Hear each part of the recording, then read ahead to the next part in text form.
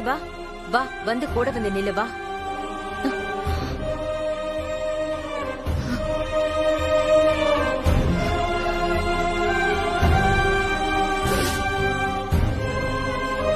வா பார்த்திபா, ஏன் தயங்குற? வா.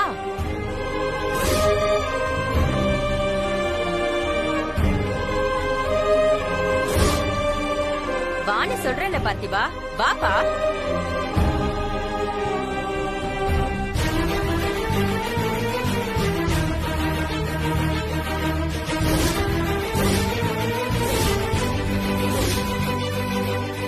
பத்மாமா, என்ன பண்றீங்க? ஒண்ணு இல்ல ரஜினி, உங்க 2 பேருக்கும் ஆரத்தி எடுக்கிறேன்.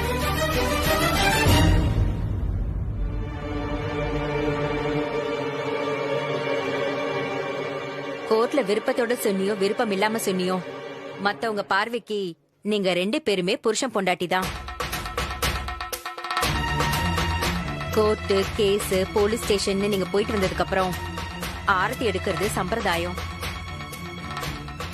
அதை தடுக்காத.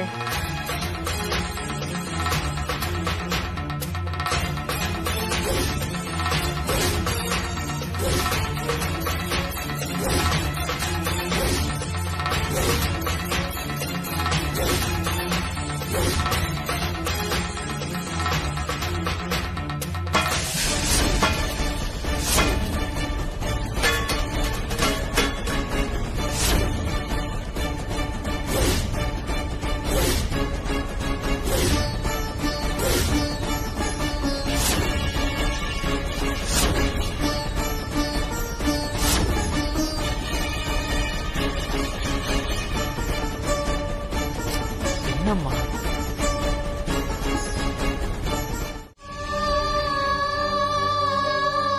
நீங்க சொல்ற மாதிரி நிஜமாவே இவனுக்கு என் மேல அன்பு இருந்தா, என் மனசு என்னன்னு புரிஞ்சுக்கிட்டு என்கிட்ட இருந்து எப்படி விலகி இருக்கணுமோ அப்படி அவனே இருப்பான்.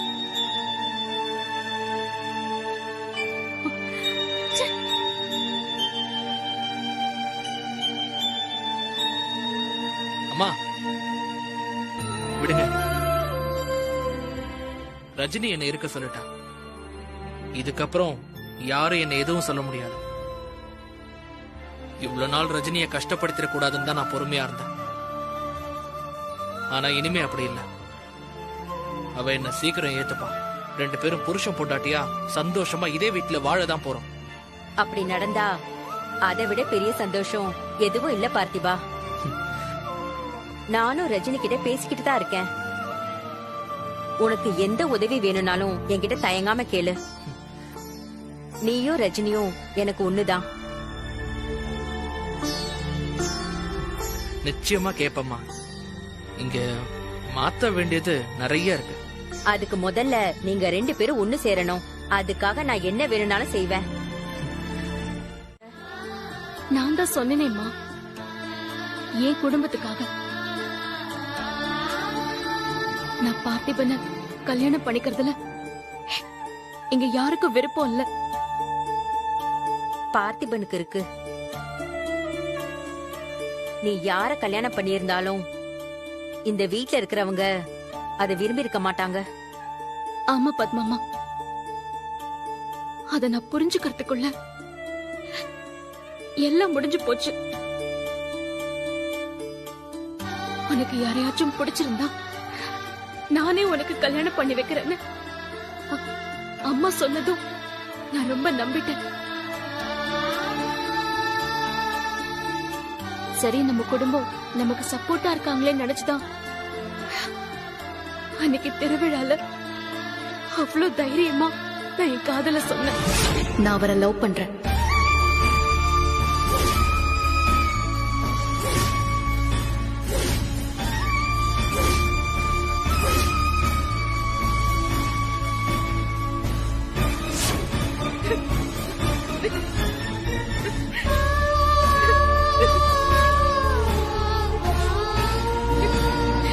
அழாதம்மா.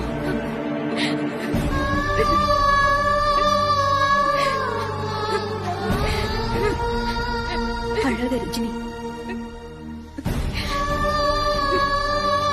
அழாத. ஆனா எல்லாரும் மனசை இப்படி உடைப்பாங்கன்னு நான் கொஞ்சம் கூட எதிர்பார்க்கல பத்மாமா. பார்த்திபன ஏன் இவங்களுக்கு எல்லாம் பிடிக்கலன்னு சொல்லிதான் நான் யோசிச்சுட்டே இருந்தேன்.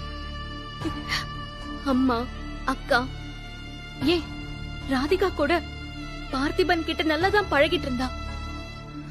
ஆனா இவங்க யாருக்குமே ஏன் பார்த்திபனை பிடிக்காம போயிடுச்சுன்னு எனக்கு ரொம்ப ஆச்சரியமா இருந்துச்சு. இல்ல ரஜினி, அது அப்படி இல்ல.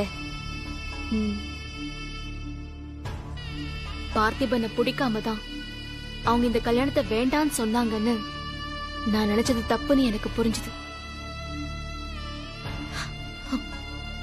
அனிதா எப்பவோ என்கிட்ட சொல்லிட்டா, இந்த குடும்பம் உன்னை வாழவே விடாது, உன் குடும்பத்துல எல்லாரும் சுயநலமா இருக்காங்க, யாரையுமே நீ கல்யாணம் பண்ணிக்கிட்டு வாழ முடியாதுன்னு அவ என்கிட்ட பல தடவை சொல்லிருக்கா பத்மாமா. இந்த குடும்பத்துக்கு என் தம்பியை நான் அனுப்பவே மாட்டேன்னு அவ சண்டை போடும்போது நான் இந்த குடும்பத்துல பிறந்துட்டேன், நான் எல்லாத்தையும் தாங்கிப்பேன், அவ எதுக்கு என்னால கஷ்டப்படணும்? அனிதாவும் இதேதான் யோசிச்சா. அவ யோசிச்சதுல எந்த தப்பும் இல்ல. பார்த்திபன் சந்தோஷமா இருக்கணுங்கிறதுக்காக தான் நான் அவனை கல்யாணம் பண்ணிக்க சொன்னேன். அவ சந்தோஷத்தை பத்தி நீ யோசிக்கலாம், உன் சந்தோஷத்தை பத்தி அவன் யோசிக்க கூடாதா ரஜினி? உண்மையா உன் மனசை தொட்டு சொல்லு. பார்த்திபனை கல்யாணம் பண்ணிக்கிட்டு ஒரு நல்ல வாழ்க்கை வாழணும்னு நீ ஆசைப்படலையா? அதெல்லாம் முடிஞ்சு போன கதை பத்மாமா. இப்ப பார்த்திபன் உன் மனசுல இல்லன்னு சொல்லு. சொல்லு ரஜினி. சரி, நீ வேற ஒரு கல்யாணம் பண்ணிப்பியா? பத்மாமா, உன் மனசுல ஒருத்தனை நினைச்சுக்கிட்டு வேற கல்யாணம் நீ பண்ணிக்க மாட்ட. ஆனா உன்னை மனசுல வச்சுக்கிட்டு பார்த்திபன் மட்டும் வேற ஒரு கல்யாணம் பண்ணிக்கணுமா? இது என்னமா நியாயம்? பார்த்திபன் கல்யாணம் பண்ணிக்காம தனியா இருந்தா அவங்க அப்பா, அம்மா, அனிதா எல்லாருமே வேதனைப்படுவாங்க. ஆனா நான் தனியா இருக்கிறதுனால யாருக்கும் எந்த வருத்தமும் கவலையும் இல்லம்மா. பார்த்திபன் கவலைப்பட்டானே, அவனால மட்டும்தான் உன்னை சந்தோஷமா பாத்துக்க முடியும்னு நம்பினான். அதனாலதான் அவன் உனக்கு தாலியை கட்டினான். என்னம்மா பேசுறீங்க நீங்க? அவன் எனக்கு தாலி கட்டினது எனக்கு சந்தோஷமா? நான் இப்போ சந்தோஷமாவா இருக்கேன்? இனிமே என் வாழ்க்கையில அந்த வார்த்தைக்கு இடம் இல்லாம போச்சு. என்ன பெத்த அம்மா, என் கூட பிறந்தவங்கன்னு யாருமே என்ன புரிஞ்சுக்காதப்போ என்ன புரிஞ்சுக்கிட்டு ஒருத்தர் இருக்கான்னு அவனால எனக்கு பெரிய சந்தோஷம் இருந்துச்சு. ஆனா அதுவும் இப்போ மண்ணாகி போச்சு. இல்ல ரஜினி, சொல்லாதீங்க, எதுவும் சொல்லாதீங்க. நான் இவ்ளோ சொன்னப்புறம் கூட உங்களுக்கு புரியல. என்ன தப்பாதான் நினைக்கிறீங்கல்ல? இல்லம்மா, என் மனசார நான் எல்லாருக்கும் நல்லதான் செய்யணும்னு நினைச்சேன். ஆனா எல்லாமே தப்பா முடிஞ்சு போச்சு. யார் என்ன சொன்னாலும் சரி. சார், நீங்க கவலையப்படாதீங்க சார். இந்த கேஸை நான் பக்காவா முடிச்சு தரேன். நீங்க இவ்வளவு தூரம் பேச வேண்டிய அவசியமே இல்லை. அதெல்லாம் பார்த்துக்கலாம். சரி சரி, நான் அப்புறமா ஃபோன் பண்றேன். அப்படிங்களா? Okay sir. அது பார்த்துக்கலாம். சரி சரி சரி, நான் வச்சிடுறேன். வணக்கம் சார். வணக்கம். என்ன சார், புது கேஸா? புது கேஸ்ல இல்ல சார், நீங்க ஏற்கனவே வாதாடி தீர்ப்பு வந்த கேஸ் தான். சீனியர் வக்கீல கொஞ்சம் பார்க்கணும். சார் கோர்ட்டு கிளம்பிட்டு இருக்காரு. ஈவினிங் ஃப்ரீயா இருப்பாரு, அப்போ வந்து பாருங்க. சார் வணக்கம் சார். யாரு, என்ன வேணும்? நம்ம கிளைன் சார். என் பேரு சிங்கமுத்து, ரஜினியோட சித்தப்பா. ரஜினியா? அவங்க சொன்ன சாட்சியால தான் மொத்த கேஸும் திசை மாறி போயிருக்கு. என் கிளைண்ட் வாழ்க்கையை அழிச்சிட்டு என்ன தைரியத்துல என் வீட்டுக்கு வந்திருப்பீங்க? சார், நான் சொல்றத கொஞ்சம் கேளுங்க சார். அதெல்லாம் ஒண்ணு கேட்க முடியாதுங்க. நீங்க கிளம்புங்க. ரஜினி சொன்னது எல்லாமே பொய் சார். அவ அப்படி சொன்னது எல்லாமே எங்க வீட்ல யாருக்குமே பிடிக்கல சார். அதனாலதான் உங்களை நேர்லயே பார்க்கலான்னு வந்திருக்கோம். அவங்க வாழ்க்கை தானே வீணா போச்சு.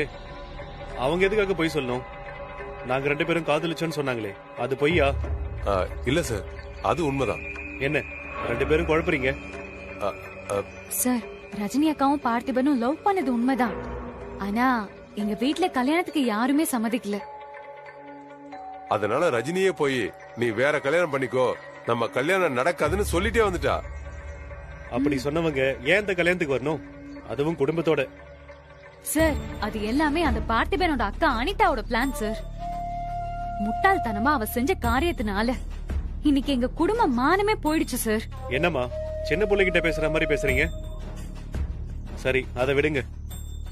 கல்யாணம் அவங்க எதிர்பார்க்காத மாதிரி நடந்து போச்சுன்னு வச்சுக்கலாம். கோர்ட்ல ஒரு வாய்ப்பு கிடைச்சது இல்ல, அங்க எதுக்கு ரஜினி பார்த்திபனை காப்பாத்தணும்?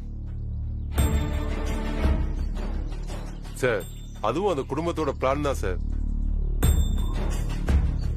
பார்த்திபனோட அம்மா மாமான்னு எல்லாரும் எங்க வீட்டுக்கு வந்து என் பிள்ளைய எப்படியாவது காப்பாத்தி கொடுத்துருங்கன்னு கால்ல விழாத குறையா கெஞ்சினாங்க சார். ரொம்ப டிராமா போட்டாங்க சார். அவங்களுக்காக தான் ரஜினி அக்கா கோர்ட்ல போய் சொன்னா சார். ஆமா சார், ஆனா அவன் கூட வாழ விருப்பம் இல்லைன்னு தான் ரஜினி சொல்லிட்டு இருக்கா. என்ன சார் சொல்றீங்க? சார், இந்த வீட்டுல இருக்க டேபிள் சேர் மாதிரி தான் நீயும். நாம இனிமே சேர்ந்து வாழ முடியாதுன்னு பார்த்திபன் கிட்ட ரஜினி தெளிவா சொல்லிட்டா சார். அந்த பார்த்திபனை எங்க அக்கா வாழ்க்கையில இருந்து பிரிச்சு எங்க அக்கா வாழ்க்கையில நிம்மதியா இருக்கணும் சார். அதுக்கு நீங்க தான் சார் ஹெல்ப் பண்ணணும். ஏமா நான் என்ன பண்ண முடியும்? அதான் அவங்க 2 பேரும் சேர்ந்து வாழலன்னு சொல்றீங்கல்ல, அதுக்கு ஆதாரம் மட்டும்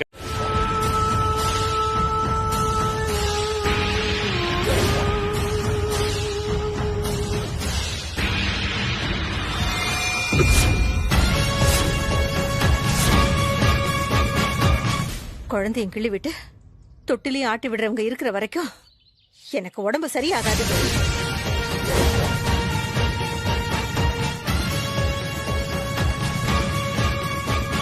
என்னக்கா சொல்றீங்க? கீழே கிடந்த மாத்திரை எடுத்துட்டு வந்து கொடுத்தது தப்பா? அது தப்பு இல்ல. நீ இந்த வீட்டை விட்டு வெளியில போனாதா என் உடம்பு சரியாகும்.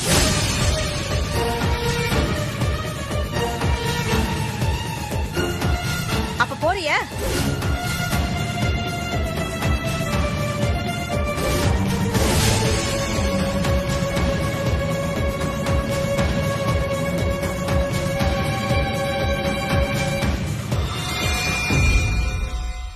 என்னமா ரஞ்சிதம், ஏற்கனவே உனக்கு உடம்பு முடியல, கொஞ்சம் அமைதியா இருக்கியா?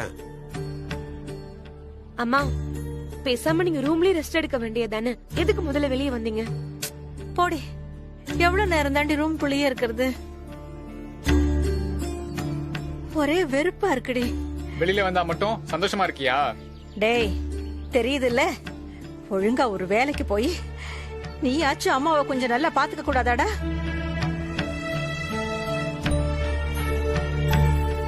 அம்மா, உங்களுக்கு நெகட்டிவ்னு தான் ரிசல்ட் வந்திருக்கு.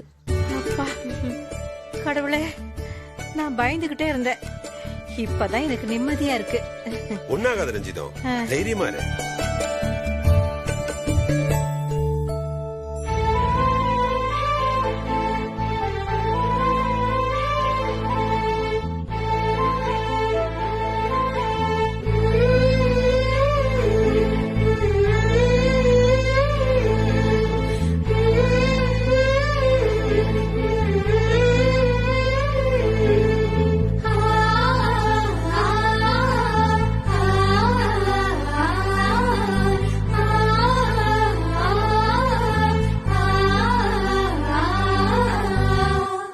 பார்த்திபா, இந்தப்பா காஃபி.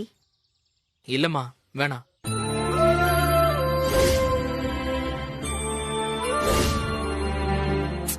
வேண்டான்னு சொல்லக்கூடாது. இந்தா குடி. இல்லம்மா, நிஜமாவே எனக்கு வேணாம். பார்த்திபா, நானும் உனக்கு அம்மா மாதிரி தான். நான் குடுக்கறேன்ல, இந்த வாங்கிக்கோ. ஐயோ பத்மாமா, எனக்கு காஃபி வேணும்னா நானே கேட்டு வாங்கி குடிப்பேன். இல்ல நேரா கிச்சனுக்கு போய் நானே காஃபி போட்டு குடிப்பேன். அந்த பார்த்திபனை இந்த வீட்டுல எல்லாரையும் அதிகாரம் பண்ணி கேள்வி கேட்கிற இடத்துக்கு கொண்டு வந்து விட்டுறாதீங்க. என்ன சொல்ற ரஞ்சிதம்? அவன் அதெல்லாம் பண்ண மாட்டான் ரஞ்சிதம். நீங்க சும்மா இருங்க. நீங்க ரஜினிக்கு தான் சப்போர்ட் பண்றீங்கன்னு பார்த்தா இப்போ அவனுக்கும் சப்போர்ட் பண்றீங்களா? இப்ப என்னதான் பண்ண சொல்ற? அவன் இங்கதான் இருக்க போறான். நாமளே நினைச்சாலும் அவனை வெளியே அனுப்ப முடியாது. அது தெரியுதுங்க. அதுக்காக நாம சும்மா இருந்துடக்கூடாது. இந்த வீட்டை விட்டு அவனே வெளியில போற மாதிரி ஏதாவது ஒண்ணு பண்ணணும். என்னமா சொல்றீங்க? ஆமாண்டி, நாம எல்லாரும் ஒண்ணு சேர்ந்து அவனை ஒதுக்கணும். நாம யாருமே அவனை பக்கத்துல சேர்த்துக்கலனா அவனால என்ன பண்ண முடியும்? இந்த நிமிஷத்துல இருந்து யாரும் அவன்கிட்ட பேசவே கூடாது. இங்க பாருங்க, உங்களுக்கு தான் முக்கியமா சொல்றேன். நீங்க இலகுன மனசு. நாம உஷாராயிட்டோம் தெரிஞ்சா அவன் உங்களை தான் நாடி வருவான். உங்களை அவன் பக்கம் இழுக்க பாப்பாங்க. தப்பி தவறி கூட அவங்கிட்ட பேச்சு கொடுத்துறாதீங்க. ரஞ்சிதம், என்னத்த சொல்றது? நீ சொல்ற எனக்கு ஒண்ணுமே புரியல. எது? எதுக்கு இப்ப நீ கோவப்படுற? நீ சொல்றதுனால நான் அவன் கிட்ட பேசல, போதுமா? அப்படியே இருங்க நீங்க. அப்புறம் சங்கரி, மாப்பிள்ள கிட்ட சொல்லி வை. இல்லனா அவரையும் அவன் ஈஸியா ஏமாத்திடுவான். பசங்க கிட்டயும் சொல்லி வை. சரிம்மா. முரளி, மா அவன்லாம் என்கிட்ட வரவே மாட்டான். ஆமாண்டா, வரவே மாட்டான். வராமதான் அவன் கூட சீட்டாடி நீ 1 லட்சம் ரூபாய் தோத்திய. என்னது 1 லட்சமா? அதுவும் சீட்டாடியா? டேய், என்னடா இதெல்லாம்? ராதிகா கல்யாணத்துக்கு வச்சிருந்த பணத்தை எடுத்துக்கிட்டு போனான்ல, அந்த பணத்துல 1 லட்சம் ரூபாய் மிச்சம் வச்சிருந்திருக்கான். அத பார்த்திபன் கூட சீட்டாடி தோத்துருக்கான். அதுவும் இத்தனை பேர் இருக்கிற வீட்டுக்குள்ள. என்னமா சொல்றீங்க? வீட்டுக்குள்ளேயே வா. ஆமா சங்கரி, அவனையே கேட்டு பாரு. அந்த பார்த்திபை இவனை தூண்டி விட்டு சீட்டு விளையாடி 1 லட்சம் ரூபாய வாங்கி ரஜினி கிட்டயே கொடுத்திருக்காண்டி. அவளும் என்ன என்னென்ன கேள்வி எல்லாம் கேட்டா தெரியுமா? என்னடா முழிக்கிற? உன்னை பத்தி எனக்கு ஒண்ணும் தெரியாது நினைச்சிட்டு இருக்கியா? எல்லார்கிட்டயும் சொல்லி வை. நான் சொன்னா என்ன தப்பா தான் நினைப்பாங்க. அதுவும் சரிதாண்டி. அந்த பத்மாவுக்கு கொடுக்கறதே தண்ட காஃபி தான். இதுல இவ அத கொண்டு போய் பார்த்திபன் கிட்ட போய் குடுக்கறா. அவன் வேணும்னா நானே போட்டு குடிப்பேன்னு சொல்றான். பாத்தியா? இதுக்குதான் சொல்றேன், அவன் சொல்ல மட்டும் இல்ல செய்யவும் செய்வான். சரி விடுமா, அதான் நீ இருக்கல்ல, நீதாமா எல்லாத்தையும் உஷாரா கவனிக்கணும். இல்லனா அந்த பார்த்திபன் எப்படியாவது ஏமாத்தி ரஜினியை கூட்டிட்டு போயிடுவான். ஏண்டி இப்படி பயமுறுத்துற? ஆமா, அவதானே அவனோட பொண்டாட்டி. இங்க மாமா முரளி யாரும் ஒரு வேலைக்கும் போக மாட்டாங்க. அப்புறம் நீ அப்பாவோட வாட்ச்மேன் சம்பளத்தை வச்சுட்டு எப்படி குடும்பம் நடத்துவ? ஐயோ, யோசிச்சுக்கோ நல்லா. ஏய், யாரு நீ? உனக்கு அக்கா? நான் என்ன உன் கூட பிறந்தவளா? எப்ப பார்த்தாலும் அக்கா அக்கான்னு. என்னடி இதெல்லாம்? அக்கா, பார்த்திபன் இன்னும் சாப்பிடவே இல்ல, அதனாலதான். ஏண்டி, நீங்க திங்கறதே ஓசி சோறு. இதுல இவனை நடு வீட்டுல உட்கார வச்சு விருந்து வைக்கிறீங்களோ? ரஞ்சிதம், ஏற்கனவே உனக்கு உடம்பு சரியில்லை. என்னாச்சு உனக்கு? எதுக்காக இப்படி கத்திக்கிட்டு இருக்க? என்ன ஆச்சா? பாத்தீங்கல்ல,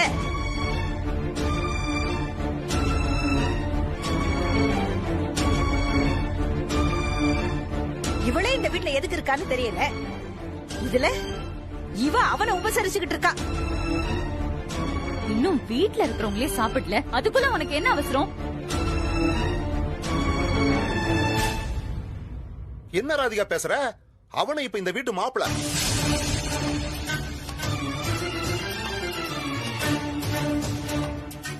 என்ன மாப்பிள பேசிட்டு இருக்க?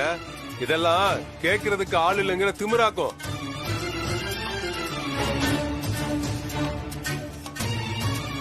எல்லாம் அந்த மகாராணி கொடுக்கிற இடம். ரஜினி கூட்டிட்டு வந்தா அவ ரூம்லயே முடங்கி கிடக்கணும். இப்படி நடு வீட்டுல வந்து உட்கார்ந்துட்டு இருக்க கூடாது.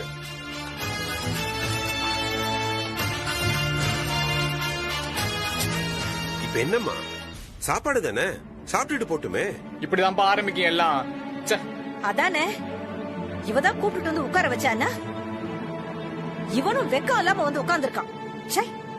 ஏற்கனவே தின்ன சோத்துக்கு ரொம்ப நன்றி கடன் காட்டிட்டான் பாருங்க. இன்னும் கொஞ்சம் போடுங்க, நல்லா திங்கட்டும்.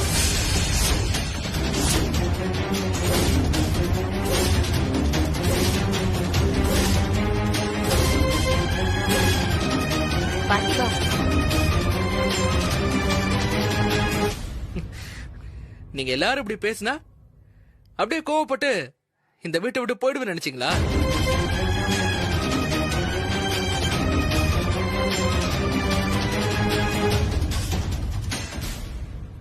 உங்க கூட எல்லாம் எத்தனை நாளா பழகிட்டு இருக்கேன். எனக்கு தெரியாதா உங்களை பத்தி? இப்ப என்ன, நீங்க எல்லாரும் சாப்பிடணும் அவ்வளவுதானே? உட்காந்து சாப்பிடுங்க. ஆனா எனக்கு சாப்பாடு என்ன தேடி வரும்.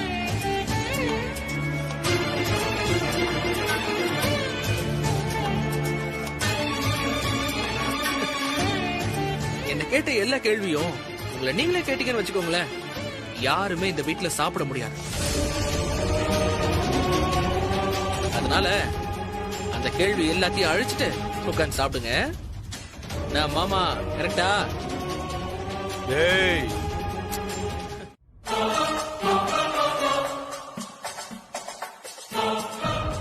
ரெண்டு நாள் சாப்பிடாததுக்கு சேர்த்து வச்சு சாப்பிட்டாச்சு. அத்த, இப்படி ஸ்பெஷல் கவனிப்பு கிடைக்கணுங்கிறதுக்காக தான் முதல்ல விரட்டி விட்டீங்களா?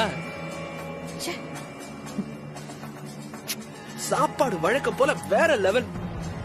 கிச்சன் குயின்னு பட்டம் கொடுத்தது சும்மாவா? என்னன்னா கடையை போட்டுருவோமா? ஆமா பார்த்திபா, உடனே ஆரம்பிக்கணும். ஆனா குழம்புலதான் உப்பு லைட்டா தூக்கலா இருந்துச்சு. கொஞ்சம் தயவு செஞ்சு குறைச்சு போடுங்க. ஏன்னா ஏற்கனவே வீட்டுல எல்லாருக்கும் பொசுக்கு பொசுக்குன்னு கோவம் வருது. என்ன சிங்கமுத்து மாமா, நீங்களாம் அதை சொல்ல மாட்டீங்களா? சாப்பிட்டது நானு, ஏப்ப நீங்க விடுறீங்க? ஓ, பசி எப்பமா? சாப்பிடுங்க.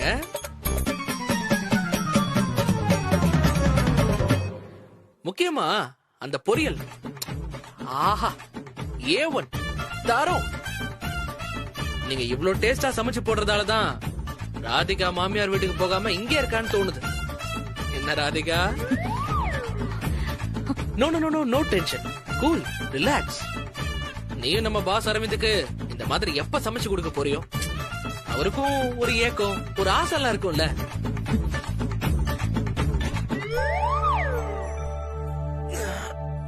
சாப்பிட்டது ரொம்ப டயர்டா இருக்கு, கொஞ்சம் ரெஸ்ட் எடுக்கணுமே. ரஜினி ரூம்ல,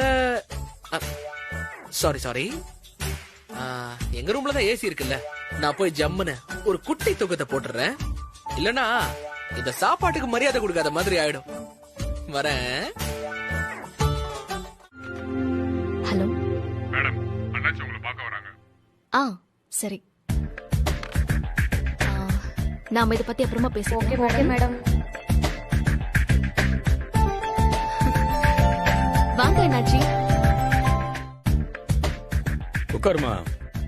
இந்த ஆபீஸ் ஜிஎம் நீ எழுந்திருக்கலாமா? உட்காருமா. இல்ல பரவாயில்ல அண்ணாச்சி, நீங்க உட்காருங்க. சரிம்மா, நான் வந்து விஷயத்தை மறந்துட்டு போறேன். இந்தாமா வாழ்த்துக்கள்.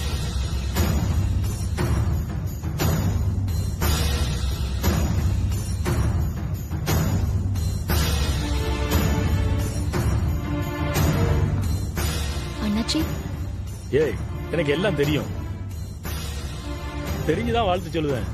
இந்தா வாங்கிக்கோ.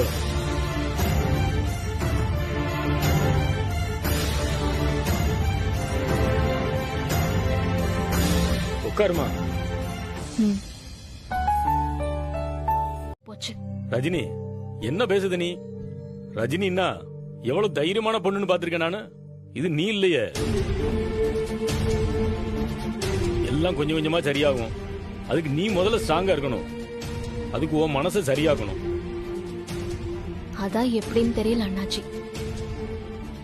இங்க பாருமா, இன்னைக்கு சாயந்தரம் என் மகளுக்கு நிச்சயம் பண்றோம். நீ ஃபங்க்ஷனுக்கு கண்டிப்பா வரணும். ஆ, அண்ணாச்சி தப்பா நினைக்காதீங்க. இப்போ அந்த மாதிரி ஃபங்க்ஷனுக்கு வர நிலைமையில நான் இல்ல. அப்படி நீ வெளியில வந்தா தான் உன் மனநிலை சரியாகும்னு கூப்பிடுதேன். என் மகளுக்கு ஃபங்க்ஷன் சொல்லுதேன், வர முடியான்னு சொல்லுதைய. இல்ல அண்ணாச்சி, அது வந்து உன் வீட்டு ஃபங்க்ஷன் எதுவானாலும் நான் முதல்ல வந்து நிக்கிறேன்னா இல்லையா? ம், அப்புறம் என்ன, சாயந்தரம் நீ வரணும். முடியாதுன்னா சொல்லு, ஃபங்க்ஷனை ஒரு வாரம் தள்ளி வச்சுக்கிறேன். ஐயோ இல்ல அதெல்லாம் வேண்டாம் அண்ணாச்சி, நான் வரேன். அப்ப சரி. சரிம்மா, நான் இப்ப கிளம்பட்டுமா? ம், சாயந்தரம் பார்க்கலாம். ம். வரேன்.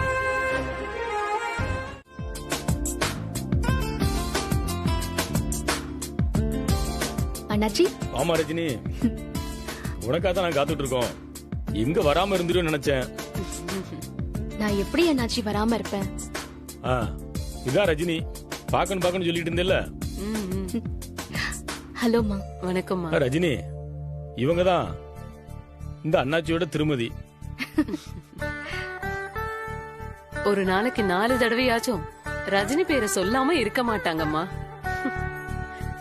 பசங்க கிட்ட கூட சொல்லுவாங்க, ரஜினி மாதிரி நேர்மையா தைரியமா இருக்கணும்னு. அதான் யார் அந்த ரஜினின்னு ஒரே ஆர்வம் அவங்களுக்கு. அண்ணாச்சியோட மனசு யாருக்குமே வராதுங்கம்மா. அவர் மட்டும் எனக்கு உதவி பண்ணலன்னா. ரஜினி, இதெல்லாம் பேசக்கூடாதுன்னு ஏற்கனவே சொல்லிருக்கனா இல்லையா? சரி வாமா போலாம். வா ரஜினி.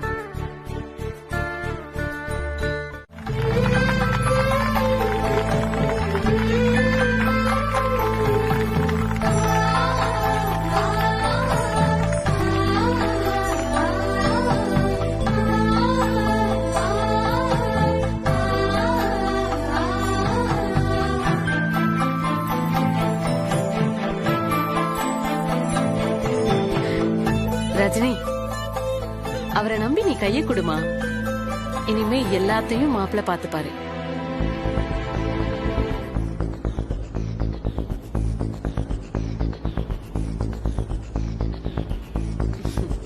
போன குடுமா.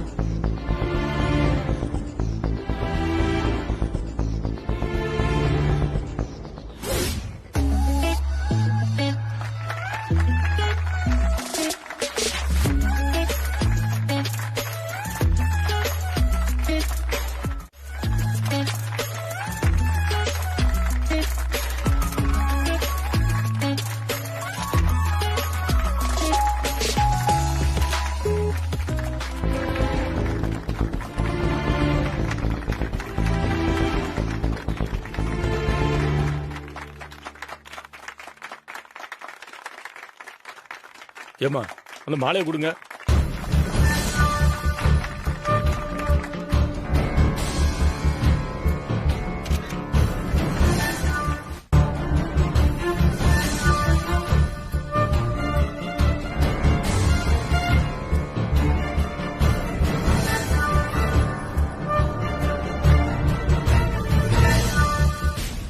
ரெண்டு பேரும் மாலையை மாத்திக்கோங்க.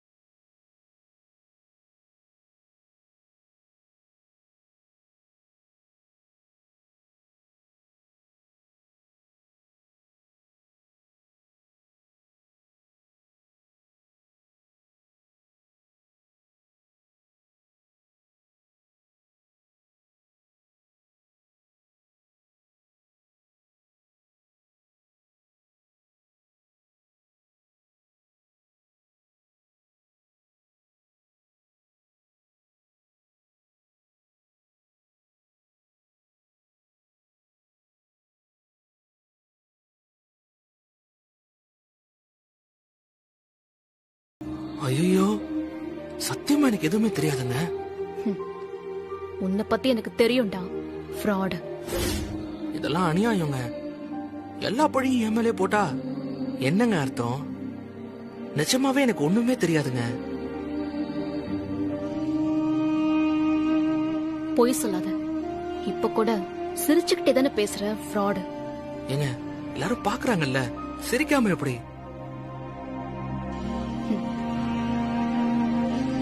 எதுவுமே தெரியாம தான் வண்டி எடுத்துட்டு வந்து நின்னு டிராப் பண்றேன் நீயா?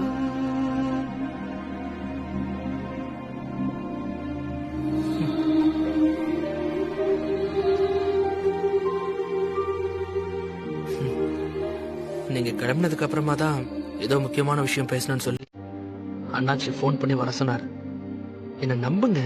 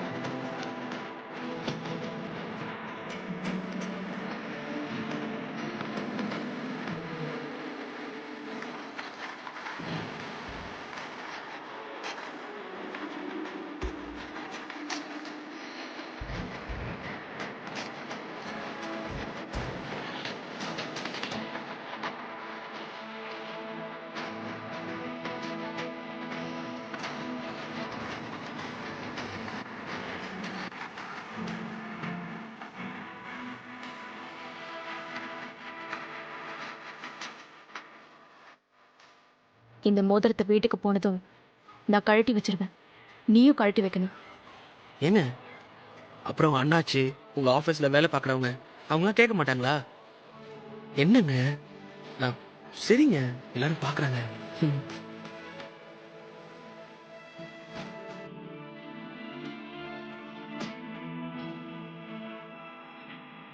இதுதான் சாக்குன்னு ஓவர் அட்வான்டேஜ் எடுத்துக்காத. அவ்வளவுதான் சொல்லுவேன். தள்ளி நில்லு.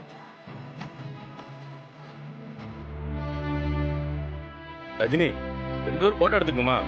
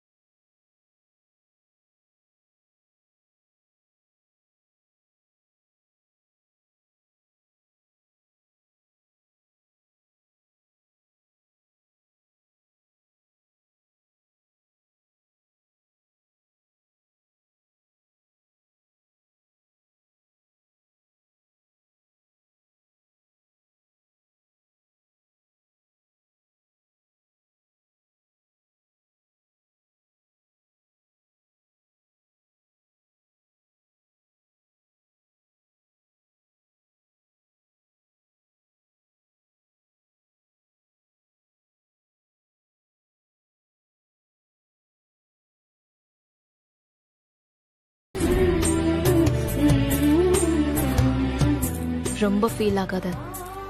நான் தெரியுங்க, அண்ணாச்சி, ஆபீஸ் ஸ்டாஃப், கிளைண்ட்ஸ், அதுக்காக தானே பேசுனீங்க.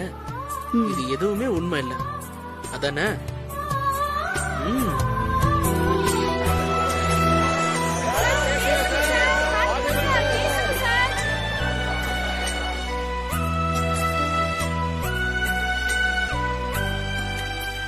ரஜினி ரஜினி எனக்கு ரொம்ப பிடிக்கும். அவங்க சொன்ன மாதிரி அவங்கதான் என்னோட ஏஞ்சல். ஆனா இப்ப வரைக்கும் அவங்கள ஏன் பிடிக்கும்னு நான் ரஜினி கிட்ட கூட சொன்னதே இல்லை. இன்னைக்கு இந்த வாய்ப்பு கிடைச்சது எனக்கு சந்தோஷமா இருக்கு. ரொம்ப தேங்க்ஸ் அண்ணாச்சி. ஒவ்வொரு குடும்பத்தோட சந்தோஷத்துக்கு பின்னாடியும் கண்ணுக்கு தெரியாம அந்த குடும்பத்துல யாரோ ஒருத்தரோட தியாகம் கண்டிப்பா இருக்கும்.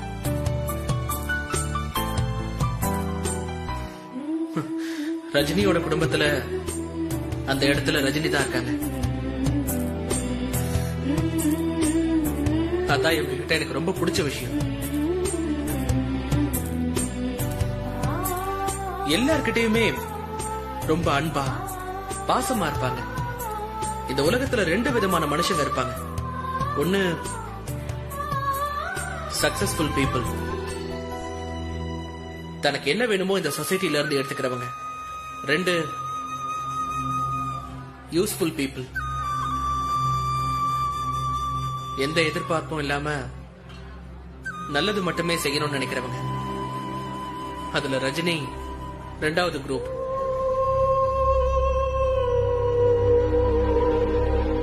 எல்லாருக்கும் என்ன வேணும் என்ன வேணும் தேடி தேடி போய் பார்த்து செய்யறவங்க அவங்கள நிறுத்தி உங்களுக்கு என்ன வேணும் அப்படின்னு கேட்டா அவங்களுக்கு பதில் தெரியாது. ரஜினியும் அப்படிதான். தனக்கு என்ன வேணும் ரஜினிக்கே தெரியாது. எல்லாரையும் சந்தோஷமா பாத்துக்கிற ரஜினிய நான் சந்தோஷமா பாத்துக்கணும்னு நினைச்சேன். அண்ணாச்சி சொன்ன மாதிரி வேலையில ரொம்ப தெளிவா திறமையா வேலை செஞ்சு ஸ்ட்ராங் அண்ட் இண்டிபெண்டன்ட் விமனா தானே ரஜினி உங்களுக்கு தெரியும். அவங்க மனசுக்குள்ள குழந்தைத்தனமான ரஜினி இருக்கிறத யாரும் பார்த்தது இல்லையே. நான் பார்த்திருக்கேன்.